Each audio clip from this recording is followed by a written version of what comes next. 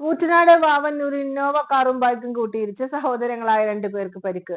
കൂറ്റനാട് സ്വദേശികളും സഹോദരന്മാരുമായ കണ്ടംപുള്ളി പുളിക്കലത്ത് വീട്ടിൽ പ്രസാദ്, സന്തോഷ് എന്നിവർക്കാണ് പരിക്കേറ്റത്. വാവന്നൂർ ഗവൺമെന്റ് സ്കൂളിന് മുന്നിൽ തിങ്കളാഴ്ച വൈകുന്നേരം 5 മണിയോടുകൂടിയായിരുന്നു അപകടം.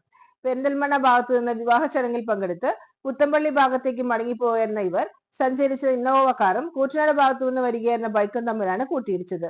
അപകടത്തിൽ ഇരുവരും സഞ്ചരിച്ച ബൈക്ക് തകർന്നു. പരിക്കേറ്റ രണ്ടുപേരെയും സേവാഭാരതി ആംബുലൻസ് ഡ്രൈവർ അക്ഷയ് കിരണിന്റെ നേതൃത്വത്തിൽ കുന്നംകുളത്തെ സ്വകാര്യ ആശുപത്രിയിൽ പ്രവേശിപ്പിച്ചു.